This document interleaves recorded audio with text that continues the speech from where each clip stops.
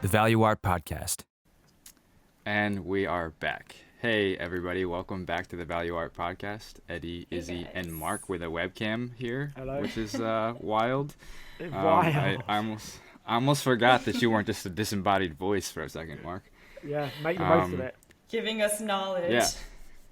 Yeah, so this is actually a special episode because not only do we have Mark with a webcam, but we're also gonna do it live. I mean, if you're watching this on YouTube, like after the fact, it's not live, obviously, but we're doing our first live episode today.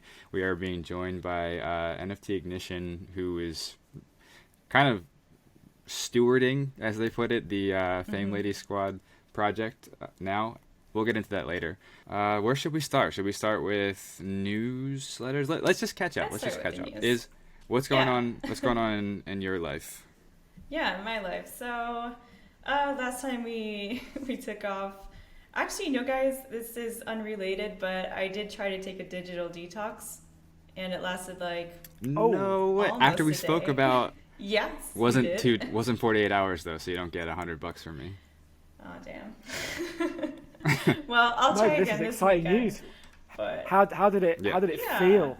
Did you feel kind of strange? I felt strange because I had like the urge to flip my phone, even if I wasn't like, you don't even like receive messages, and I just like need to click the screen and check out the time. Sometimes I even check the time. And so what happened at a certain point, like to kill time, I'm back in Milano. This is like, I'm at my new home. At a certain point, I had to bring my Mac to the Mac store to like check it out. So at a certain point, I looked where the drone was, and it was like an 80-minute walk. So I did an 80-minute walk to kill time. Did you have a nice, did you start to feel like more present and have ideas come to you? Because that's like, when I'm walking and I have my phone like silenced, that's like the best time to really reflect. I was pretty inspired. Yeah? Yeah. Then, will you continue doing it? What did you do with the Probably. inspiration? I mean, did you just write something? Absolutely nothing. I just like let the flow go, and not yet, but I still have it like in me. So we'll see how that turns out. Then I have to admit, like on my way back, I started saying that I would go also like walking back, but halfway I took a taxi. But I had an awesome conversation with the taxi driver, so. That's nice. At least some genuine human connection is always good. Exactly. And I needed to, wind off all the frustration I had for the Bondly situation. So that was also kind of the purpose for my long walk. Last time we spoke last week, there was about to be the token redeployment. That went terribly. This week I've been sharing videos from Twitter with you guys. I'm gonna share those probably in my next newsletter. So a total disaster, but today I finally got my tokens back, and so I sold. You sold. Guilty, of course. But I sold. No diamond hands for Izzy, but did everybody dump? Like, is it like falling apart? Is the project basically? A lot of people are jumping. Yeah. That's not surprising. I'm sorry for the team, just because, of course, like I started being part of that project just because I had so much enthusiasm towards it, but I got trust issues right now. So. I'm happy that stress is out of your life, because it's out of mine now too. Yeah, exactly. Yeah. You won't be hearing me speaking about Bondly, at least not anymore. And not for a while, but. Mark, updates in your life, like how things are going well with the Realm stuff, I see, and I actually signed up for Polka Starter and got my polls in there so I could be part of the IDO, which is so many words that I just said that I only learned within the last 48 hours. It's impressive. In my other job, I land planes, now I've got back off holiday, and it's incredible how much I've missed kind of semi-working from holiday. The NFT world has just exploded again, so Insane. I've missed quite a lot.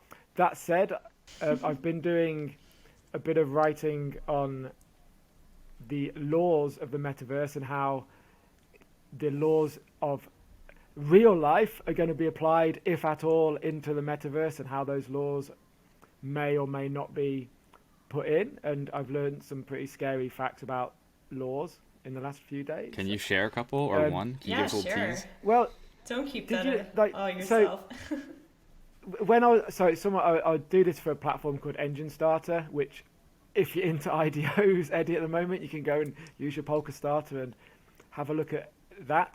And I just thought, there's not many laws, are there? There can't be that many laws. Turns out there's quite a lot.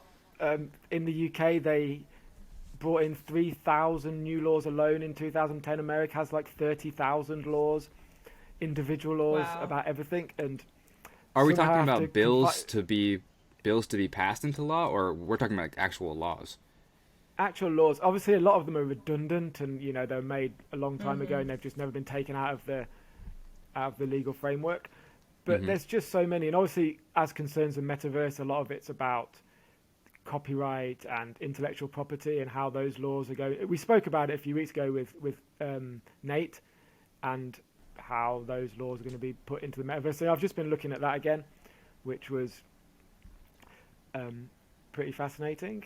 And very cool. Also, there's some more apes. I've been looking at some gambling apes, which is a new NFT collection coming soon, which incorporates. Did you get yourself one?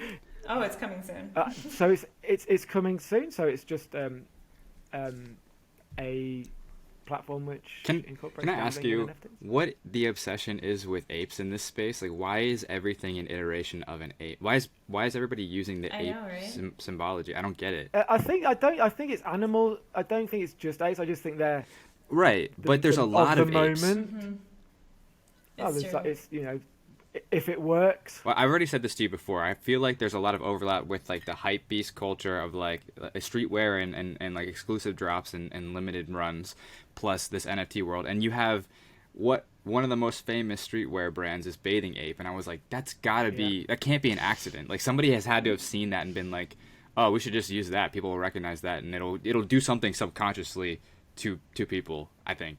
But that's just a theory. What's the Bathing Ape? What's their ethos? Bathing Ape? Is it streetwear? Or is it? Dude, have they got attitude? What's the ethos? I have no idea, because I think first of all the branding is, in my opinion, is super weird, and I don't think it's a nice look. Like most of the Bape stuff that I see, I just feel like about it. So I don't really know. I'm not the one to speak on that, but I think streetwear in general is about hype. It's about like bragging rights, and that's exactly what these NFT series seem to be about, most of them.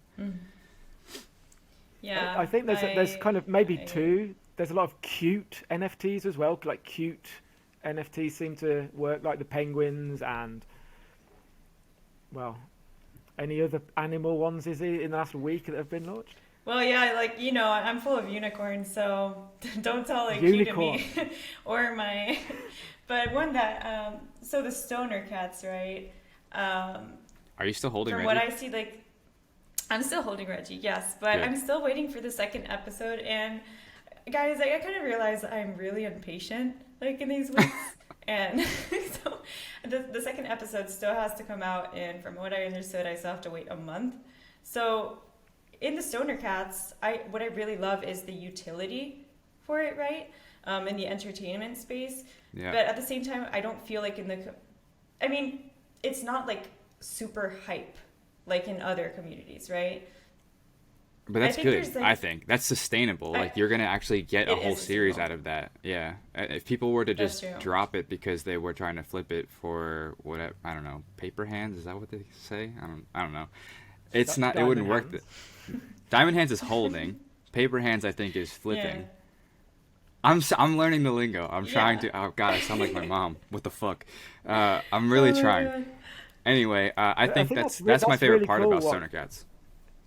Well, that's really cool. As you were saying, if you have to wait a month for the next episode, I know you're impatient, but that encourages people to not flip it and not sell it, and also kind of tells us about the power of the animation, that people aren't selling them, are they, so much? So they do want to sell it, and they do want to. Nobody's flipping their cats.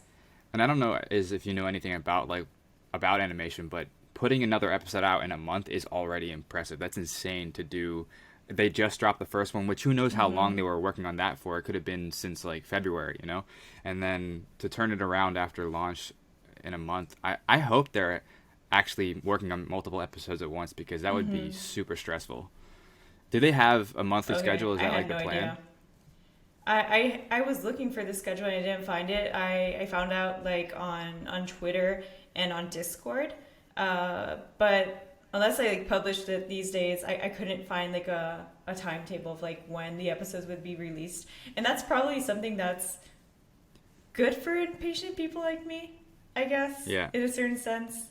I mean, it does keep the mystery up, but yeah. So it's definitely like a challenge with myself, but speaking of mystery, and let's talk about mystery and the opposite of utility. Have you guys seen the ... series on Twitter yet? No. Why did I miss that? This project launched secretly last night, a stealth launch, and it was there's no UI, there's no marketing, there's no team, there's no official channels at all. And last night there was this sort of cryptic this Twitter account released this like really cryptic like ARG, like an augmented reality game kind of thing, where it was a puzzle, and if you solved it, there was a smart contract on Etherscan that you could write and mint an NFT. And they minted the first 4,360, I think, and people bought them for like 0.05 ETH, and now the floor on them is like, I think 2 ETH or almost 2 ETH, and it's like going insane, but it's nothing. How did like, you it's find literally out about them? It's Twitter. I saw it on Twitter, and I saw a couple people tweet about it, and I was like, I have to see this. Man, so I went Eddie. into the Discord. I'm getting fucking indoctrinated. I'm like, you're unbelievable. Like, you told me you didn't open your Twitter account like since years. I didn't. You opened it like it's sick. And it's really sick. And now you're finding. Oh my god, I totally know. missed that. Well, so I'm Mark... I'm really fascinated by the spectacle of it and the communities that pop up around it. So I've been in the ... Discord today watching them talk about it, and it's like so bizarre.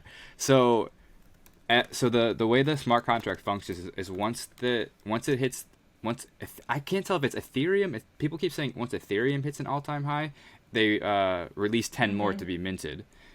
It could be something to do with the floor. I don't know. But the point is, there's no actual utility to this. It's all mystery, and it's become like it's in the top 5 in terms of trading on OpenSea right now. It's like unbelievable how much money is being.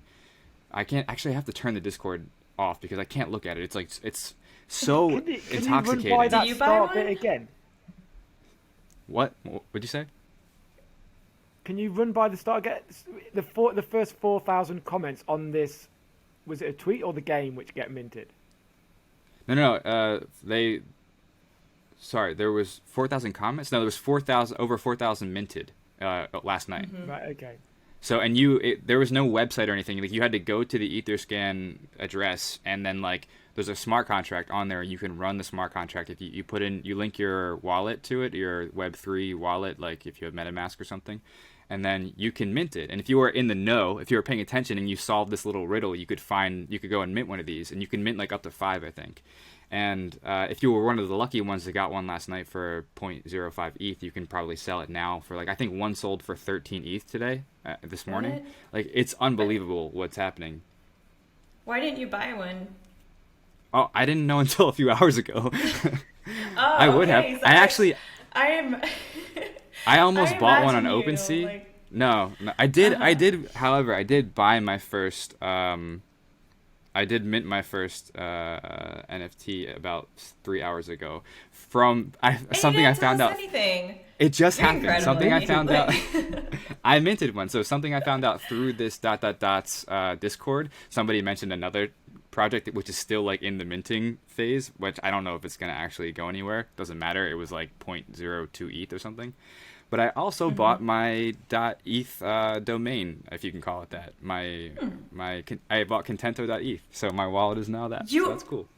You literally what? Because I thought when were you told me kidding about when it. You said that yesterday. No, I did it. Yeah, I told you about it, but I didn't think you would do it. So I'm really upset with the. How does that work? You Easy to do. It's pretty easy. The only thing is the gas prices right now are ridiculous. So like my 10 $10 domain cost like $130 because of gas prices. Whoa. Okay. Yeah. Yeah, but it's nice because like I've always wanted Contento.com, but Contento.com is owned by this big like German furniture company. Like I think they make candles so you or took something. the opportunity. You're like, it's So now or never. so now when they move into when that company moves into like the metaverse and they want that It's .eth. like, screw you. No, it's mine. Sorry. So we're at it's 5:00 now. I think we should be joined by. Oh, we've got somebody waiting, have we, Eddie? I don't see. We have 3 people people. in the audience, but I don't see. Oh, that must be coming from Fame Lady Squad. That must be your audience. Yeah. Saying, hello, audience. Maybe this is exciting. We've never done this live. Oh, Mark, I wanted to ask you. You changed your Twitter handle to the Metaverse Writer, and you lost the Apocalypse Daddy handle. Or just temporary. display I name. just want, it's an experiment. It's only just an Okay. experiment. You can change a handle. I just want to see what happens. And Hey, I'll let you know next week. Danielle. Hey, Danielle. Hello. I don't know if she Alright, here we can go. hear Sorry us. about that. Danielle, can you hear us? I can now, yes. So, thank you for joining us. We're really excited to talk to you. Yeah. Yeah. I stumbled across the Fame Ladies story, I guess like 2 weeks ago or something, and I immediately sent it to our group chat, and I was like, we have to talk to these ladies because it is such a wonderful story. Like this space is full of what is not considered nice. I guess you could say it's like kind of gross. Exactly. So I'm really happy to have a little bit of positivity in here and to just catch up and see how things are going. Yeah, things have been going great. So Cool. glad to be here to talk about it. First, before we start talking Fame Ladies, I'm curious, when did you become NFTignition officially on socials? Like, how long has that been a thing? So I've been NFTignition since October of last year. Okay. Wow. So you've Okay. been kind of ahead of the curve a little bit. Yeah.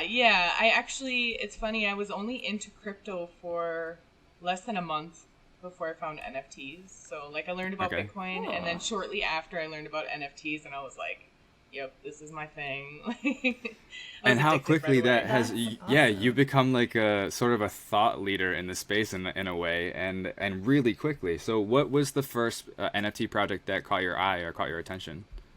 Yeah, it was actually when meme came out. When the meme token came out, and Okay.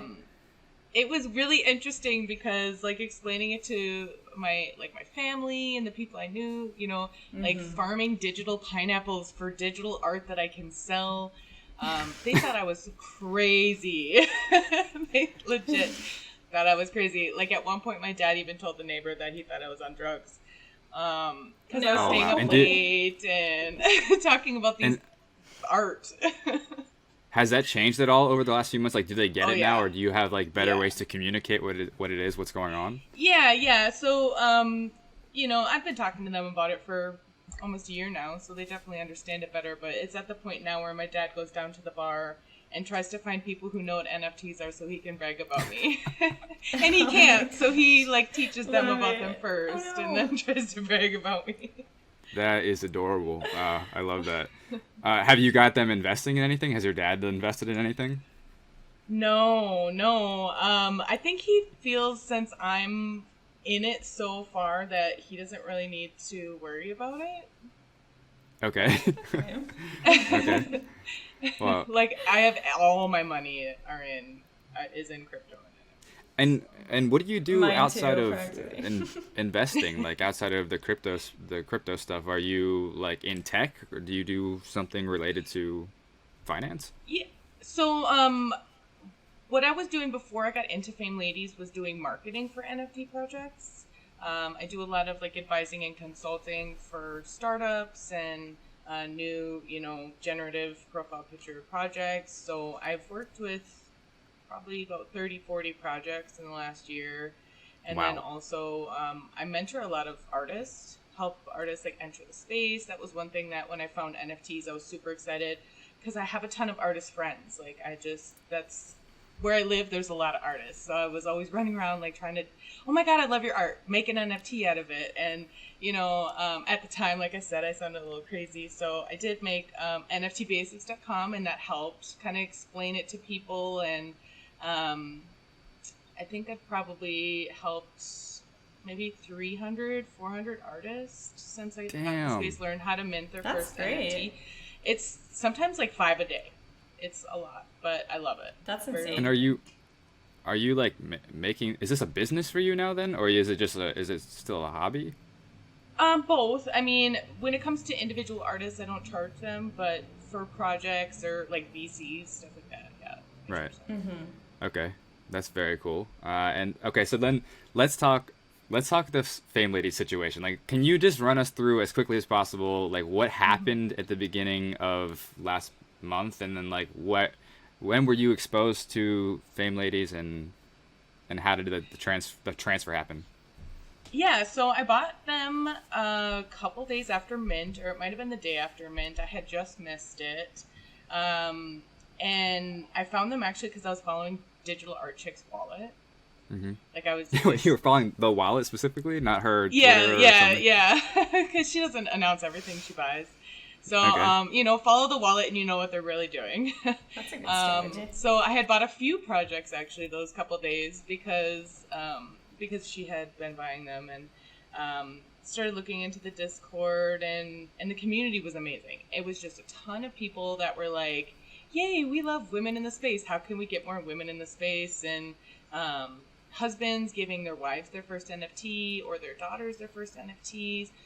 We had people who were about to have babies that were getting posters printed to put up in their room because they wanted a powerful woman picture in the room. Like, it was just a vibe I had never felt in crypto before. And it was kind of like, I spent all my time in that Discord for the first couple weeks it was open. And then the team was just really not super engaged.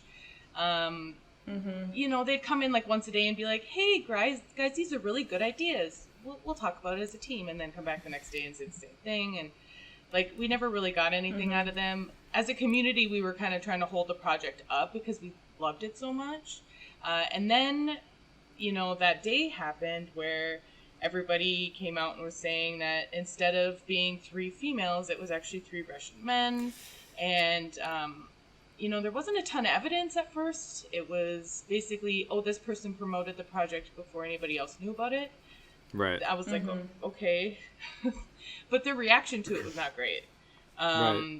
Are you talking about Linux, like, tweets, the thread of tweets that was like, yeah, hey, this is what I know so far? There was a Twitter Spaces that I was in, that I was listening to for about 3 hours. There was 600 people in there. Wow. And it was just all about Queenship, City, Cyber City Girls Club, the Unicorn, Fame Ladies, all of these projects that the team might have been a part of. I don't think they were a part of Queenship. We don't know for sure, but it was just a bunch of people come up on stage and giving their evidence or saying why they did or didn't think that they were men. And I listened to it for at least an hour, and I was like, I don't know about all this. I'm not sure. I didn't want it to be true, though, also at the same time, because, I had like 20 of them. They were my favorite NFTs that loved the community. But anyways, so fast forward to the next day, and they come out and they're like, okay, yeah, it's true. We're men. We didn't think it was a big deal such a big deal in Western culture to do what we did. And they're like, we're not scammers. They know, but so they get Western culture, right? The whole thing was like a way to manipulate like the pathos of Western culture. I get it. Right. Well, and the art was good. We can't say it wasn't. They delivered on their roadmap. They were there. It's not like they just took the money and ran. They were in the Discord, even if it wasn't much. So it was a really weird situation. Like, nobody really knew what to think or how to feel, except just hurt and upset. So Board Becky, or Ashley is her real name, she created a Discord just so everybody had somewhere to go, because we were kind of worried it would get deleted and they would just run. So at first, then we had a meeting with some people just to see each other face to face and be like, okay, what just happened? What are we going to do next? And what was that like? Talked about It was was it like to see interesting. people? Yeah.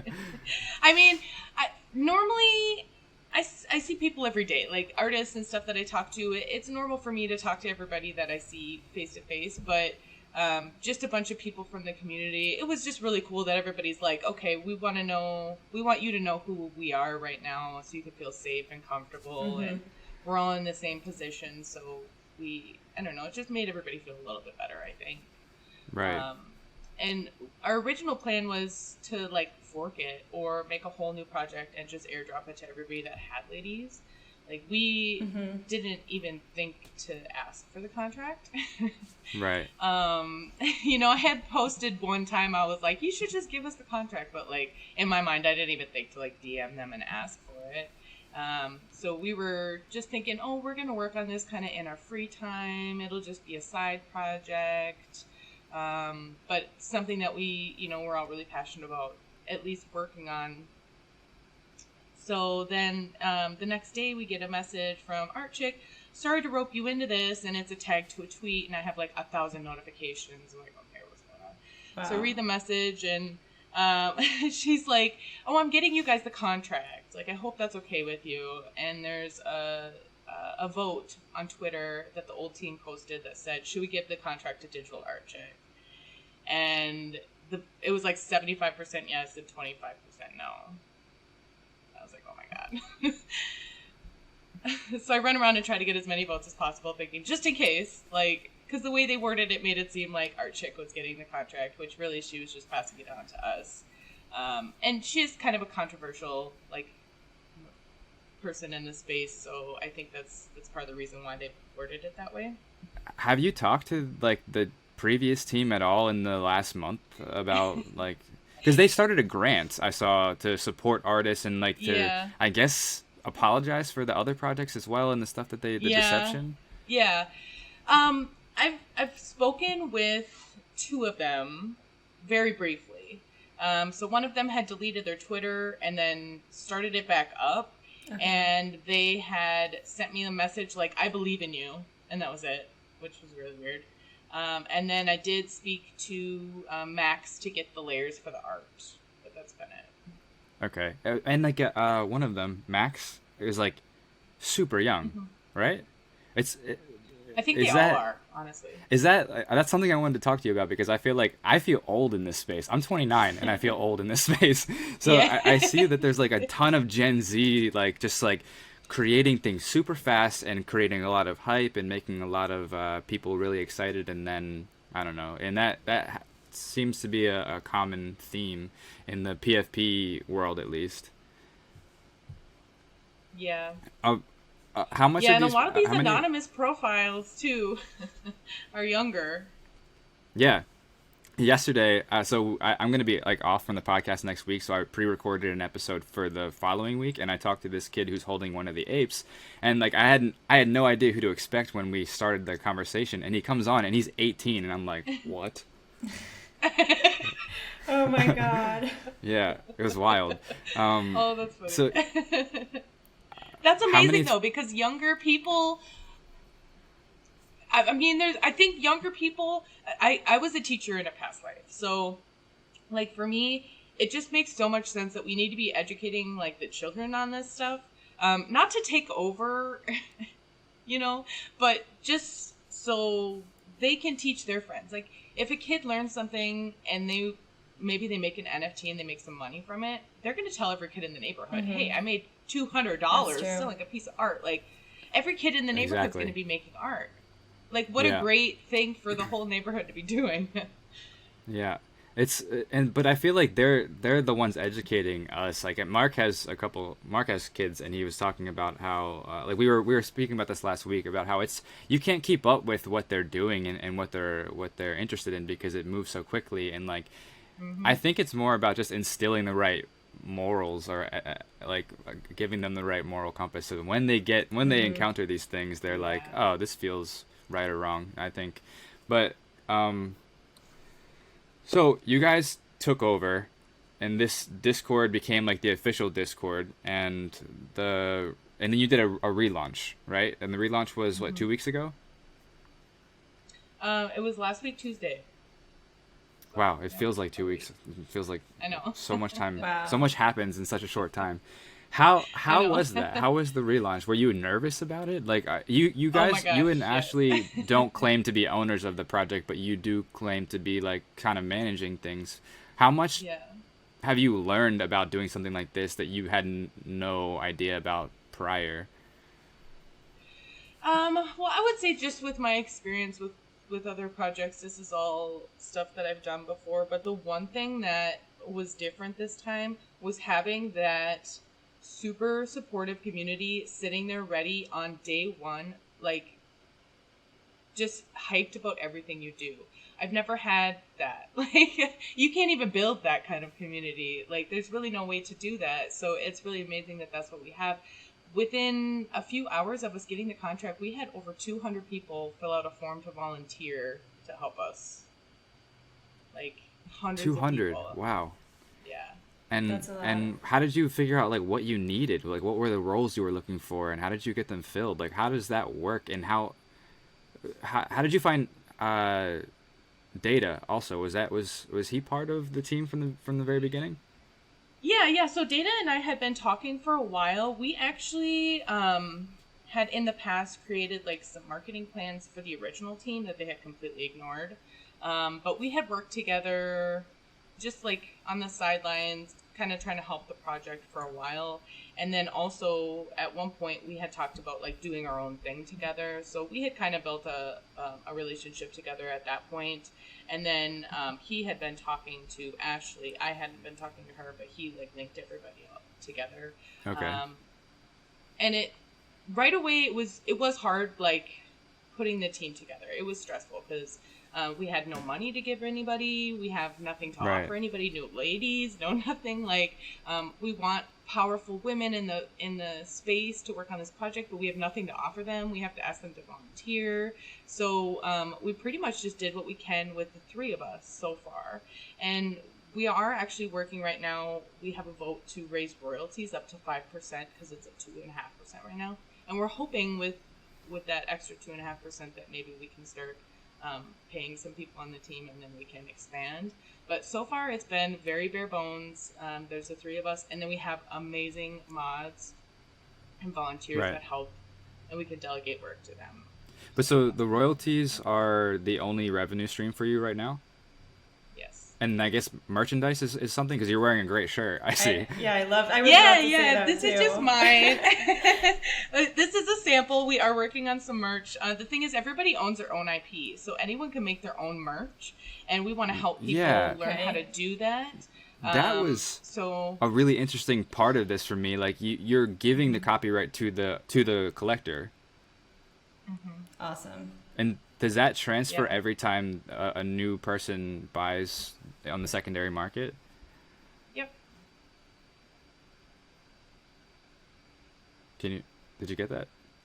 Oh, yeah, it does transfer. It transfers with the NFT. It's right actually in the description. Normally that's not the case, but it's right in the NFT. Okay, that's super interesting. So if I have a Fame Lady, which I don't because I can't afford it, but if I did, I could do an animated series around my character, and like there's no issue with that. Mm-hmm. Wow. Okay, that's we really have interesting. tons of people that make derivatives. We have a comic book that somebody was working on, a coloring book someone was working on. There's tons of options, and I feel like the art really lends to a lot of fun stuff. Like they're just kind of fierce, which is why we liked them in the first place. So there's really a lot that you can do with that, like a makeup brands, whatever you want to do. They really are. Tell me about your lady. Who is your what backstory have you? This is my favorite lady. I like her because I think that she's friendly, but also kind of sexy. So I use her for my profile picture. It was hard switching over to her because it was the first time I had ever used a picture that wasn't me. Like, I've been in the NFT space for so long, and I've always used, like, a cartoon version of me that I had an artist make. But now I don't think I'll ever be able to change it. Is that kind of like a requirement to be part of these communities? Like, is it weird to not use your avatar if you buy one and you're part of one of the communities? It's not a requirement, but it does help people like find other people of the community.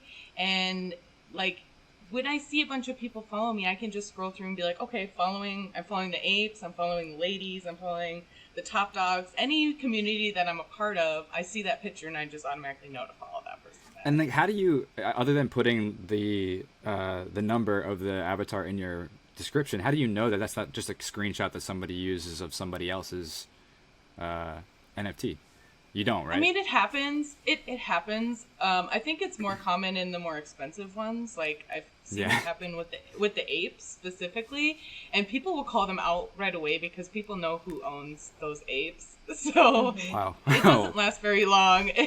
Yeah. With the ladies, it might take a while for somebody to notice, but like I know what all 32 of my ladies look like, and I would be like, why are you using my lady for your profile Sorry, you picture? have 32? Yeah. That's a lot. That is a lot. That's pretty cool. Are you gonna start like a football team? I did have a question from earlier, from a point you did bring up. You said that you started, getting into crypto from October last year. Into NFTs, because you said that you were already into crypto. So I started like getting into crypto in that period too. And I just wanted to, ask you how, because I feel like personally that there's like a huge gap at the moment between men and female in the space. And, definitely this project is going to help to close that gap. But how are your feelings in the space? Yeah, it's still very, very uneven. Even in a project like ours that's more female oriented, a large portion of our collectors are still men. We are working on trying to find ways to bring more women into the space. We have a podcast that we will be working on. I've even been looking into maybe visiting local schools in my area as a previous teacher and seeing if I can teach some like courses or get some groups together.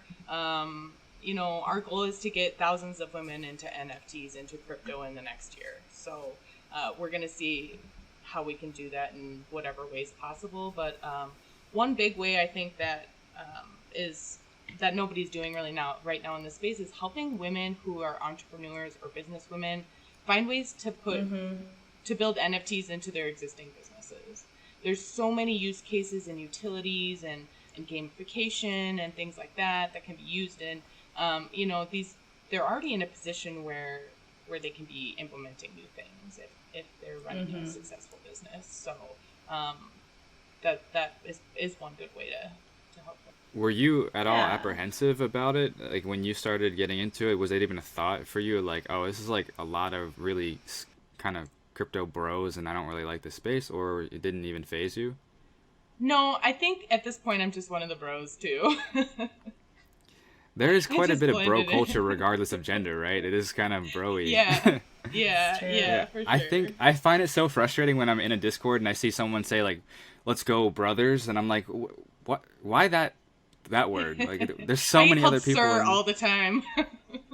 That's so weird.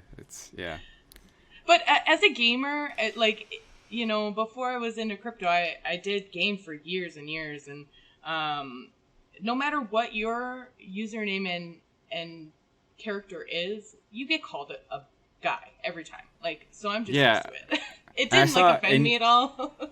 In the town hall recording for you guys, the first one, I think Ashley started off saying, "Hey guys," and then corrected herself, and I was like, "Oh, that's interesting," because especially in the Fame Ladies universe, that's like a weird pronoun, if you can call it that, or weird. Have you done a community survey about to figure out what the gender divide is in the Fame Ladies in the squad? Not with the full community, but it's definitely something that we've talked about. We've asked with some of the forms that we've sent out where we were getting information from volunteers or from writers or various things. We've tried to kind of gauge, but we haven't gotten a full breakout. Okay. What are some of the more notable figures in the Twitter sphere that have tweeted support for Fame Ladies and are holding one of the ladies? Yeah, well, Wendy O is a supporter. She had it as a profile picture. I was on her show one time, She's a great, powerful woman figure in the space, so that was great. We had actually Gary Vee does own a ton of ladies. He used to be very active in the Discord before all of this happened. He's been kind of absent since. I think he's just kind of waiting and seeing what we do. But he is in our new Discord. So he just hasn't said anything yet. So we'll see. I have you touched a particular point for Eddie, right, Eddie? I have a problem. I have a problem with Gary Vee's brand specifically, but I'm curious what your thoughts are on his influence in the space, and if it's wholly positive or if it's. What do you think about it? What do you think about Gary as an influencer in this world? So, when he first got into the project, and I feel like it kind of caused a pump and dump to the price, the Gary Vee effect. Everybody knows when he hops in a Discord, everybody screenshots it, and then your price doubles, right? And it wasn't sustainable, because the team wasn't really doing anything beyond, at that time, just the initial drop. So for projects that can keep up that hype and World of Women, he hyped up World of Women, which is a very good project. I have 8 of those myself. I don't think that hurt that project at all, because he was just bringing people to a project that was already great that hadn't heard about it yet. It could sustain that. People were willing to stick around. It wasn't just a flip.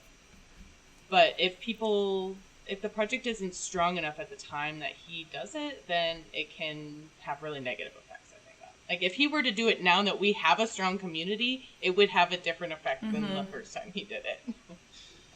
But I honestly don't believe that that's his motivation. I think his motivation is exactly the pump and dump effect. And I even wonder if whoever's behind the Discord account is Gary. I question the authenticity of that, because I feel like you see someone sees that he's in there and they screenshot it, and then it's in a matter of moments, the hype is insane. And even the people that follow him are known for flipping, right? It's not even necessarily a positive thing when you're a series, if you want longevity. I guess that's just the nature of the space now, especially because everything is so new and moving so quickly. I will mention, though, 2 other people that have shouted out Fame Ladies. Andy Milanakas bought one. What? That's awesome. It's Super so weird. random. Neither of my team members know who he is, but I was just oh my god, I just went back to middle school, in my brain when Same, I saw yeah. his picture. Just hearing that name. I can't get his song stuck on my head, but and then MC Hammer has been retweeting them for some reason. He doesn't buy them, but he's been retweeting them. So that's we'll see. So random. I know. Can we get some celebrities from this century? Yeah, good point. Yeah. Well, I think it's only a matter of time, especially so what are some of the exciting things, some of the exciting utilities you guys are talking about for this project, because that will bring more let's say substantial, I think, support.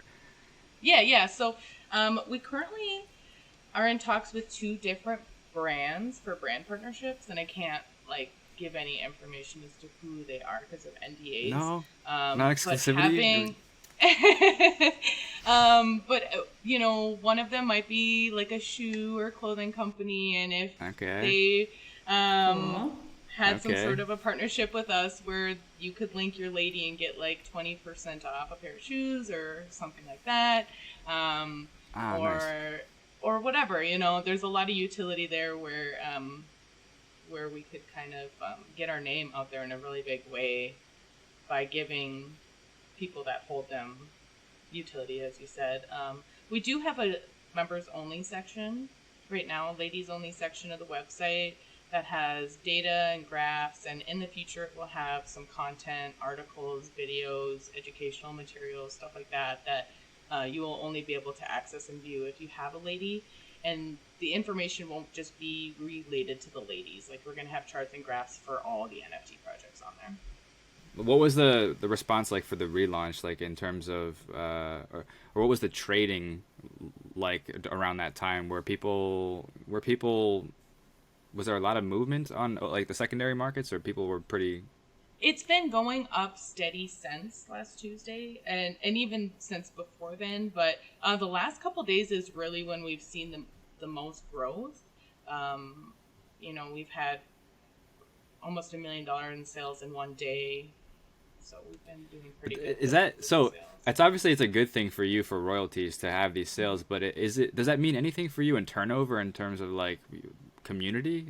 Like, does it like people leaving? Well, the holder count is going up. There's a lot of people that have a lot of ladies. Okay. For instance, we have somebody that's got about 500 of them, and they've been flipping a lot of them more recently. And as long as they don't dump the price, that's good, and it's healthy for people to get in at a lower price. So. Are you having a dialogue with those people to like help expand the community, or is it just like a free for all, like they do whatever they want with it because that's how it is? Yeah, I mean, it's definitely a free for all. Actually, a couple of the people that have the most ladies aren't even in the Discord. That's a bummer. Really? Yeah. I wouldn't have thought that. Like, I imagine somebody having the more NFTs, the more like I'm involved in the community. Yeah, it's usually not the case though. People that run around and they buy 200 of every big project, they're too busy to be seeing how the Discord is. Yeah. So you think that definitely this, this holder, for example, might be somebody who's looking more towards like the speculative part of it instead of like the value? Because you are like one of your core values is the community, right? You're community driven. Yeah. They definitely they purchased them before this team even had them. So I would, at the time. I'm pretty sure anybody who's buying 200 to 500 of something is money to them. Yeah, definitely. Also because you choose like yours, right? You kind of like see yourself in it. You mentioned that you can't imagine changing your image. You kind of like recreate your identity in it. Absolutely. So definitely, I think that that's something that these huge holders kind of lack in. Yeah. Yeah. To that note, how much do you think COVID is responsible for these projects and the hysteria around them and the success of them? Like the lack of connection and community is responsible for that. Like, because most of these projects are just about the community and the investment, obviously, but like the ones that are sticking around are about the community at least. Like, do you think that changes if it happened in 20? I mean, some of them have been around since 2017, and we're just now talking about them. Do you think it's COVID related? I mean, I think there's always been groups of people out there finding their social needs being met online, whether it's gaming or whatever. But I do think that COVID has definitely caused like a perfect storm for everything to just explode. Not only was it people being stuck at home and being lonely, but the unemployment checks that people were getting that were twice as much as what they normally were getting. And I can speak from experience because I was making like $1,000 a week, and that was the first time I had ever made that kind of money before. And, having extra money that you can put into stuff and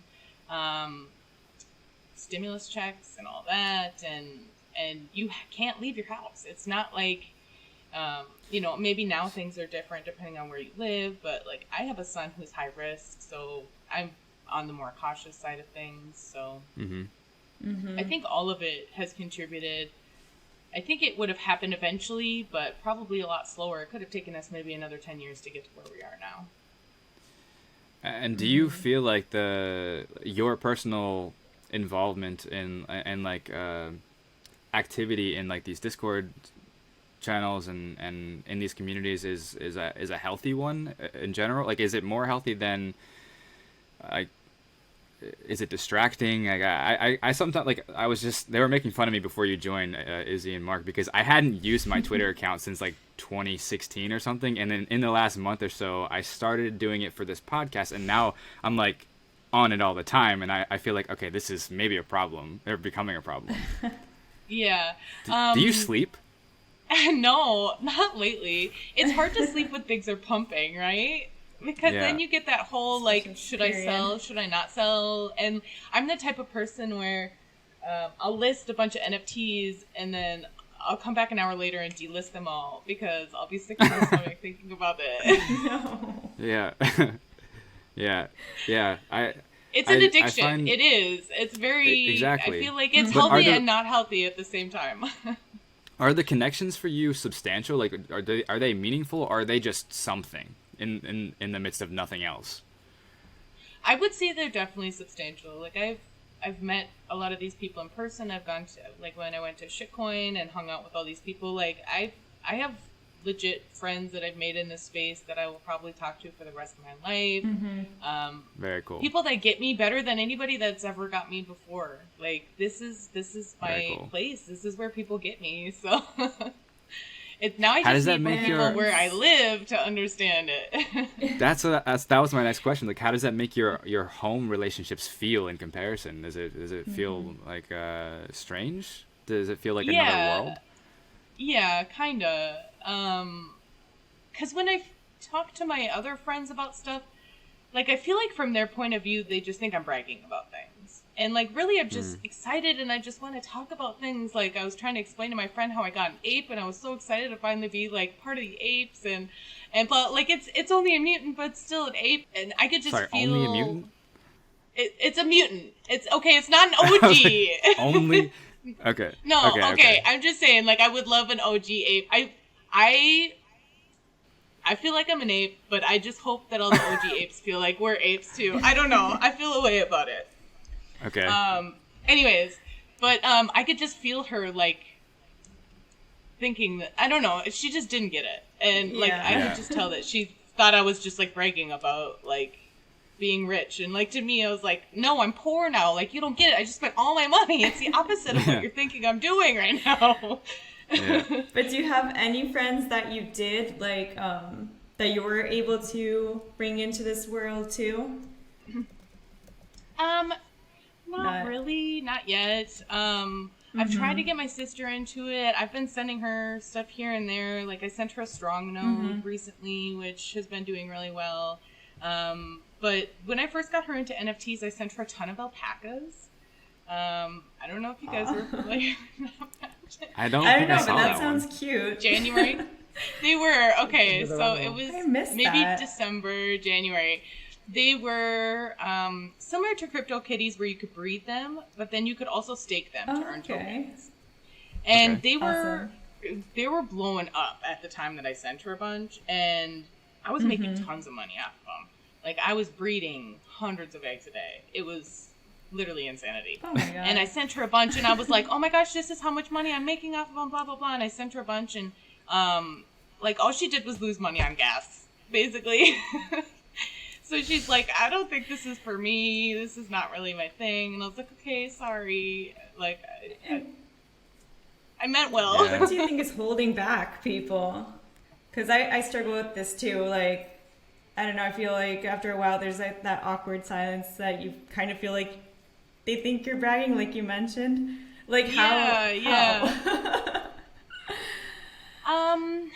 I mean, I think I do wish it was a little simpler for people to just log in, hop in, make an account on OpenSea, use their credit card to buy an NFT. It's like, so hard to do certain things. Time, oh my gosh, Uniswap scared the crap out of me for like a month. Too. I'm not even gonna lie. And I missed the whole Uniswap airdrop because I went on Uniswap like every day for a week trying to figure it out. I was like, where did the tokens go after you swap them? I don't understand. There's no instructions. And I felt too stupid to ask anybody, so I just kept giving up. I was like, no, I'm just not going to do it. And then I finally did it, and I was 2 days late to get the Uniswap airdrop because I hadn't pulled the trigger any of the other times that I was on the website. And I was so mad at myself for that, especially after it pumped, super high. But yeah, it does need to be a little simpler for new people. Okay. That would help so much.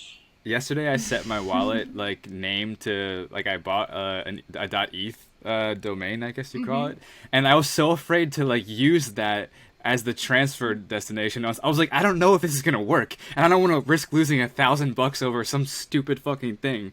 So I was like, Right. and I don't want to ask anyone because I don't want to sound like an idiot. Well, and that's the thing. You don't know who to ask because who can you trust in this space? Because if you go Also- on Twitter and you say, I'm having That's- troubles with this on MetaMask, you get like 40 people trying to scam you with links to forms to Oh fill my out and gosh. people in your DMs and Same on Telegram. and people are so afraid of being scammed, and it doesn't make it a culture where you can ask for help, and that's something that Yeah. needs to change. And like in the Fame Ladies Discord, we always tell people, if you need help, ask in the general chat. Don't answer any DMs if people try to DM you for help. Just if it's, we'll all help you, and then you know that you're getting legit advice, and everybody's not getting scammed, hopefully. Have you ever experienced anything like this in terms of like the etiquette and the culture around like in these Discord channels and on Twitter? Like, have you ever? Is there another like a real world example of this? Like the terminology and the language that we use in this space is so bizarre and it's so memeable, or like it's like so meme driven. I can't think of anything else that's like this. I would say the gaming culture. Like, gaming culture is probably the closest thing. Yeah. Like, yeah, I played guess, WoW I'm not for really 3 a gamer. years.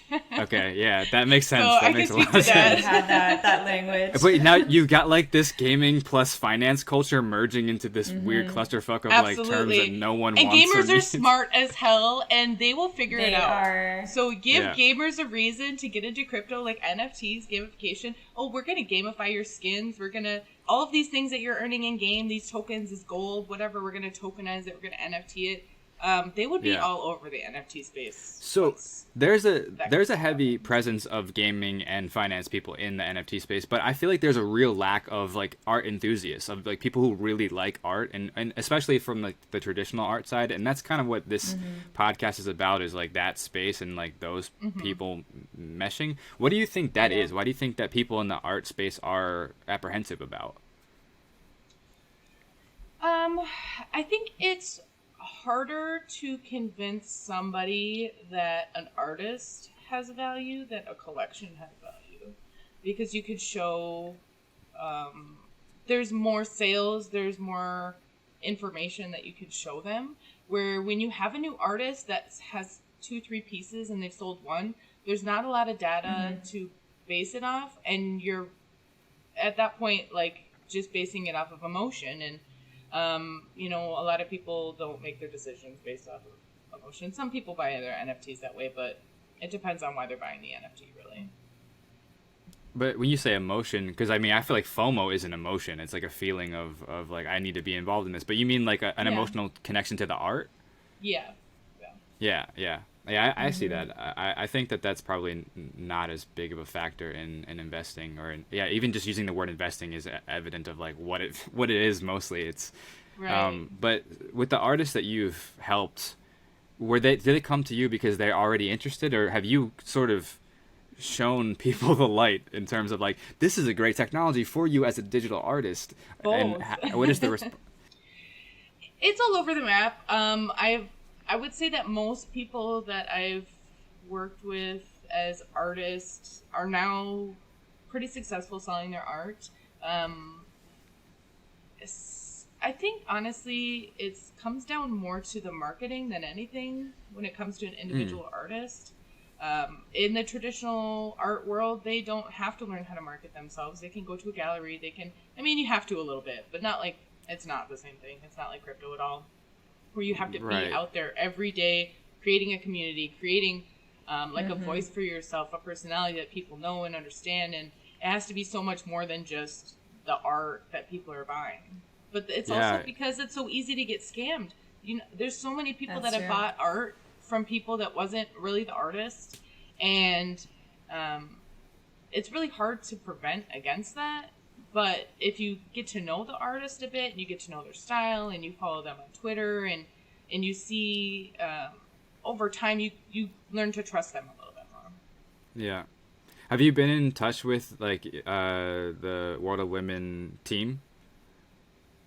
I've been active in their Discord since the beginning, and I've talked to Artchick a few times, but other than that, I haven't really spoken with any of the rest of them. That project made me smile because it felt like it really changed an artist's life overnight, which was super cool to see. Yeah. And it not just one.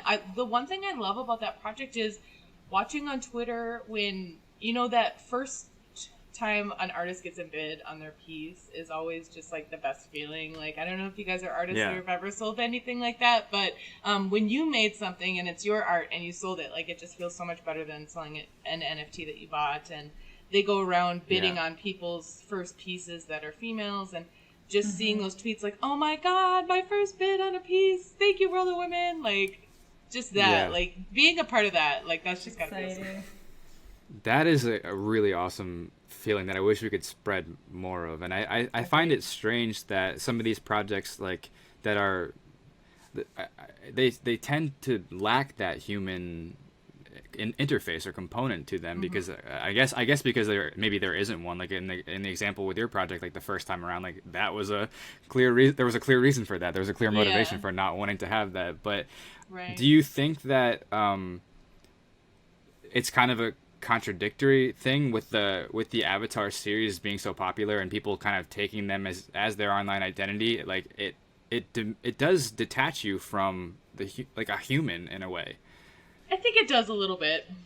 It does kind of, and then all you see is a sea of dogs and NFTs and it does a little bit, but I think the reason that people do it is because they do have that connection to the community that they want everybody to see, and that's more important really to them at that time. Yeah. And this kind of it's going to continue to be a question, especially when we move into the metaverse and we've all got avatars all the time anyway. You know, like when we're interacting on a regular basis in virtual reality, like how important is it to portray yourself as yourself, or how important is it to just kind of reinvent yourself? I think it's strange when you have a series of 10,000, like you said, like it becomes a sea of the same thing with like very small variations. And actually, I wanted to ask you, is it possible that there are like these avatars that are identical and the only difference is the name? Because there's no way to really verify or like visually verify. So there has been instances in generative projects where two have turned up the same. Hashmax, I know there were sets of twins. Okay. But there hasn't been any found in the ladies. It is possible. It can happen. It's very unlikely statistically for it to happen. Like less possible than the most rare combination would be to have two of the same. But it is. How many unique assets is the Fame Ladies series comprised of? Gosh, that's a good question. I don't know off the top of my head. We have a lot. I was just looking through the layers, and there's hundreds of layers. Yeah. Wow. And we didn't talk about this, but the artist that created them originally, have you been in touch with that person? No, unfortunately not at all. We don't know. We know who that is, or we don't know who that is? We don't. I mean, we don't know really who anybody on the team actually is except for Max, because the other person is just a username. And then the last person didn't have a Twitter. So, and, you know, one thing, we don't even honestly know if they made the art or if they paid an artist to do it. They could have outsourced it. Whoa. Yeah. That's crazy, because if you're talking about, like, giving the intellectual property to the collector and then this artist never was a part of that conversation, that they own the copyright for that always, unless they've given it up. That's tricky. Yeah, well, and copyright laws are different in every country. So they were made in Russia, which they have way different copyright laws in Russia than we do. Okay. But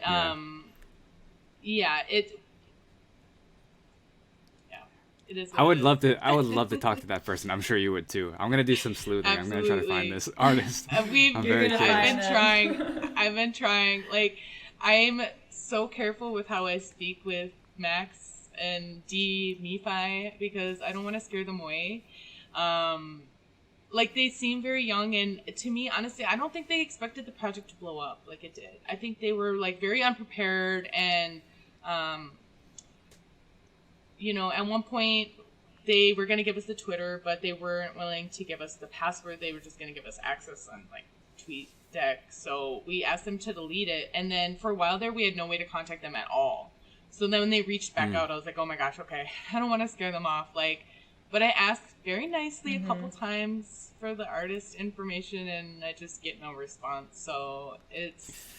I have faith. I have faith that'll happen. I feel like, especially Max, because I think there's a little bit of like, not regret, but like, I think he felt sincerely sorry about it. Yeah. And I think maybe you'll get something eventually, but yeah, we'll see, I guess. I'll keep on it. Yeah. So I saw you were shilling is the right word, right? For Art Club? Art Club, yeah. Art Club? Art Stars. What is that project about? Art Stars Club, Yeah. What is that? How did you get involved with it? Yeah, I was just helping them with marketing a little bit. They have some really cool, like, interactive NFTs where it's a character, it's a generative character that's holding a tablet. Holding a frame. And then you can upload, depending on what's on the tablet, you can upload different types of NFTs into it. And then there's also some with blank backgrounds. And they have like 30 artists that work with them in some capacity that they're making custom backgrounds, and you can pick what you want your background to be out of the custom backgrounds. So it's got a really cool, like, that interactive, you can change your NFT idea, which I really like. Yeah, I saw it, like, I think last week maybe, and I was going to try to mint one, but then I got kind of weirded out by the whole concept of, like, them being thieves, and I was like, I don't know if I want this in my wallet. I don't know what's going to happen. I'm not even kidding. Like, I'm so sensitive to the space because of how many scams and things there are. I was like, I don't want to take a risk. I mean, that's just the story that they gave them. They don't really steal anything, I promise. Well, now that I've seen and talked to you, I'm like, okay, I feel a little bit more confident, a little stupid actually, but yeah, cool. I've pretty much covered everything I wanted to talk to you about, and I don't want to take up too much of your time because I know you have like 1,000 people that are like hanging on your every word. So,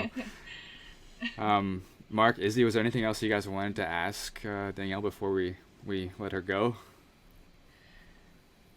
I love a lot of what you're saying there, and just to go back to, I'm a former teacher as well, and I was just trying to picture you going into a school to try and teach the kids about NFTs and seeing all the teachers' expressions as you try to explain what's going on. I think that would be priceless. You were talking about people not coming into the space. I think crypto itself is quite individualistic, and these NFT projects are the antithesis of that, and it's creating this group mentality, and I think that is, I mean, it's a few months really since it's gone mainstream, so it is dragging people in. You're in a unique position to be changing the conversation. Like, you're setting a legacy almost. People are going to look up to you. Women are going to look up to you. How does that feel? How do you take on that role, if you like, in the... It's a serious message. Yeah. I mean, it feels amazing. It's always been... Teaching people has always made me feel better than anything else. Like, helping people have that aha moment, helping know that, like, I might have changed what their future looks like. That there's nothing in the world that is more rewarding than that. I will take that over any NFT or any pile of money any day. So, finding a way that I can do that in this space, which is also like something I'm so excited about and so passionate about, is, honestly, like, perfect. I couldn't find anything better. Amazing answer. Thank you. A perfect quote for the blog as well. I would take that over any NFTs or any crypto. Being a woman myself in the NFT and crypto space, I really relate to what you said, and I think that your project is definitely going to be something that's going to, close that gap step by step that there is in the space right now. I can see that happening really soon. I'm sure. I'm positive. So love it. Yeah, and I don't think we're the only ones working on that. World of Women is doing the same thing. If we get enough of these projects out here that are not only like giving females a comfortable space to learn in, but also like paying females on their team good amounts. Like that's another way to get women in crypto. Absolutely. See, okay, here's women in crypto and here's what they're making. Don't you want to be making that much money? That's motivation right there. You know, I checked out the roadmap and everything, and I wanted to ask even other maybe spoilers that you can give us on you know, the future months. I know that you guys just like relaunched, so but do you have like any other sneak peeks you can give us? Not really. I will say the podcast, we're definitely underselling it. Like we're working on getting sponsors and whatnot for it, so it's gonna be probably a lot cooler than people think. What is the angle of the podcast exactly? Is it about women in the space mostly? Yeah. So we're gonna use it for a few different things, but definitely women in the space. But I think we're going to focus more on like the collectors and the business women and stuff rather than the artists, because I feel like the women artists out there are getting a lot of spotlights. Not enough, but they are getting some spotlight right now. So trying to find some other perspectives from women in the space that people might want to hear from. We're just on that. We're doing. If you have any women artists who would like to be in the Valuart spotlight, send them to us. We'd love to. We have a list right now. Speak to them of all the female artists that people have recommended to us. It's just like a spreadsheet. Is it a public list? Yeah. You should publish it. You should put it somewhere so we can. Yeah, that would be cool. Yeah, I could do that. I lied. I have one last question. Okay. And because I want to ask this because I believe so strongly in your project, and I don't see this like going away anytime soon. But I am curious, when do you think the bubble will burst? That everybody always asks me that question. It's so. I think right now, the NFT bubble is just starting, but the profile picture bubble is big. That is the bubble that probably will burst first. Will be all of these generative profile picture projects. The blue chip projects are going to stick around, of course. And the ones that have utility and the ones that have super, super strong communities, like there'll probably be 10 of these projects at least, I think, that will last long term. But pretty soon here, I think we're going to see a lot of these other projects. We might have hit an inflection point today. Like we were just talking before you joined about the ... project. I don't know if you've seen it yet, because like I feel like you just woke up, but yeah. No, I saw it last night actually. Did you get one? No, I didn't. No, it's interesting because more of them will be minted in the future for the same price of 0.05. So the people that are selling them for, I don't know, how much is it now? An ETH probably? Yeah, like 2 or 3 now, I think, on average. Okay. Wow. Yeah, it's moving up. But what I've learned is that like the minting process is impossible if you're a human and not a bot.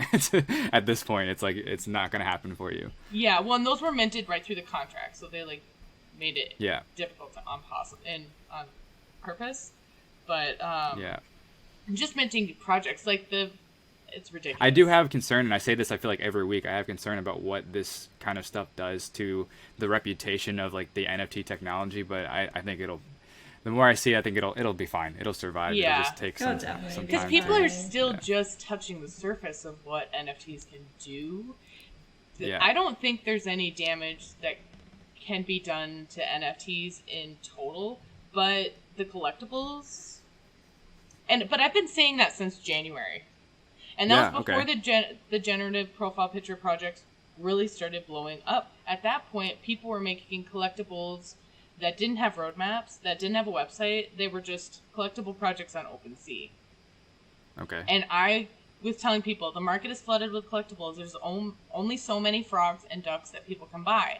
And look at where we are 9 months later, and I have a wallet full of frogs and ducks. But but the projects have evolved. They're not just minting on OpenSea without a website and without a roadmap anymore. Now they're building these communities and you know, the people that can keep up, the people that can adapt, you'll still be seeing their faces a few months from now. The rest of them, not so much. Totally agree. Same. Well, Danielle, thank you so much for joining us. I really enjoyed it. Thank you. I'm gonna stay active in the Fame Lady Squad Discord because I really enjoy that as well. I hopefully one day can get my hands on one. I don't know. Yeah. Do it before the price skyrockets. I'm trying. It's yeah. Yeah. I know. Come on, Eddie. But maybe we'll have you on again in the future. Yeah. We'll be following your story, and yeah. Thank you. Awesome. Thanks so much for having me on. Thank you so much. Cool. That was fun. And live, we even had like 1 or 2 people watching at a certain point. That was exciting. We got a comment. We did get a comment. Let's fucking go. Yeah, cool. So, I guess we'll wrap it up there, guys. Great episode, fun conversation, and I look forward to catching up with you guys again in 2 weeks. Cool. All right. Cool, man. See Have a nice guys. day. Ciao. Bye. Ciao for now.